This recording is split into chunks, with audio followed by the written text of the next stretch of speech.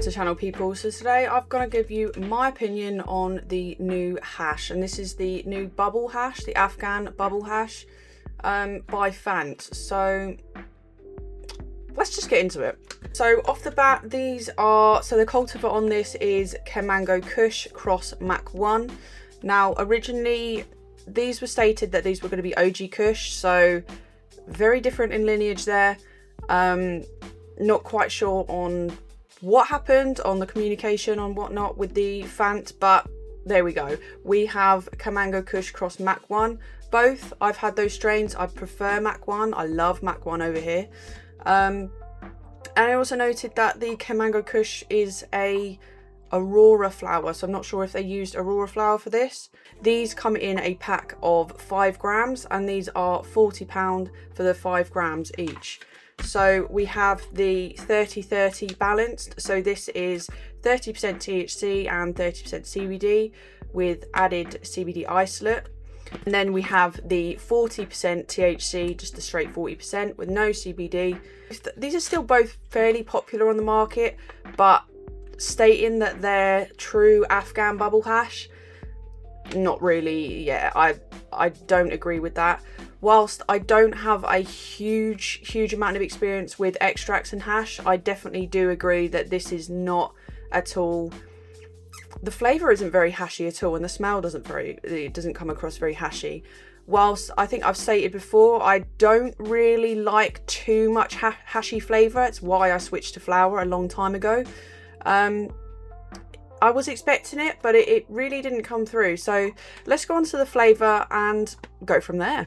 Smell on both of these is very similar.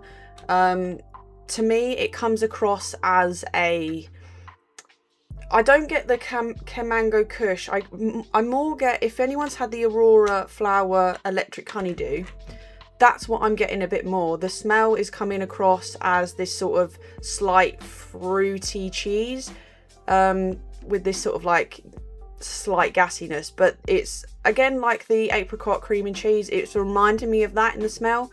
Not fully there, but that's what it's sort of reminiscent of for me. Does it translate into flavour? Not for me at all, which is a shame, but it's not anything that's like putting you off or anything. It's, for me, I don't get a whole lot of flavour. I think after a couple bowls of this, they're fairly thick, heavy bowls, really effective, but we'll go on to the effects in a minute. But yeah, I think when vaping this, what I've tend to do, I've got a little layer of flour, sprinkle little bits of the hash on top, and sometimes I sandwich it even more with some flour on top, but I found that was fine. This is a very effective, I found this really calming, really relaxing hash, both the strains. I think for me, what I've done is I've actually mixed, I like to mix the 30-30 with the 40.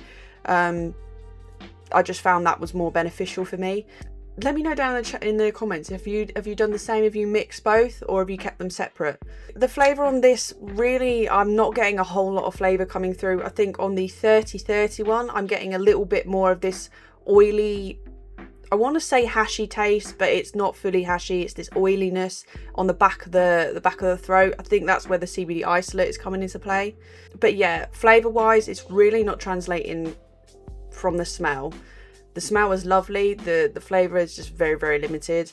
And I would say that after a few bowls of this, the flavour does turn into a bit of like a, not burnt, but it's definitely done. And I think worth checking out for sure. Smack Salad, our legendary Smack Salad, reviewed these and also got them under the microscope, and you could definitely see how dirty it was. Really, the link below for the live stream that Smack did, so you can see how dirty it was. And honestly, when watching it, whilst like I said, I do rate this hash for the effects, I'm not displeased that I got it. I am really enjoying the effects, but it's one that I think I wouldn't get again based on the flavour and things like that. It doesn't feel to me that it's a proper hash, not at all. So Again, like I said, I rate it for its effects. I don't rate it for its flavour. There's not any sort of hashiness going on for me. I don't get that hash coming through. But £8 a gram, and there's 5 grams here. I think this is a fairly decent price. I think it could maybe come down a little bit more, maybe to, you know, the 30 quid for the 5 grams. I think maybe that is a little bit more within its price range.